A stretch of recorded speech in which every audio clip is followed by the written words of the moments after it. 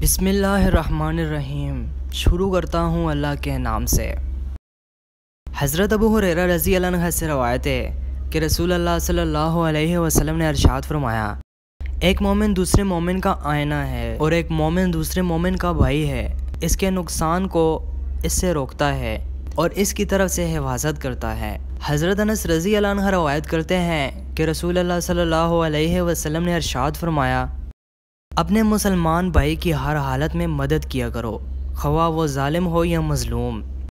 एक शख्स ने दरियाफ्त किया, या रसूल अल्लाह, मज़लूम होने की हालत में तो उसकी मदद करूँगा, ये बताइए कि जालिम होने की सूरत में उसकी मदद कैसे करूँ। रसूल अल्लाह सल्लल्लाहु अलैहि वसल्लम ने फरमाया, उसको जुल्म करने से रोक दो, क्योंकि जालिम को जुल्म से रोकना ही उसकी मदद है।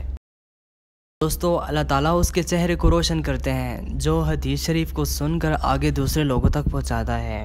अगर हो सके तो इस हदीस शरीफ को ज़्यादा से ज़्यादा शेयर करें और डेली हदीस सुनने के लिए हमारे इस चैनल को अभी सब्सक्राइब करें और साथ में दिए गए बेल पर क्लिक करें।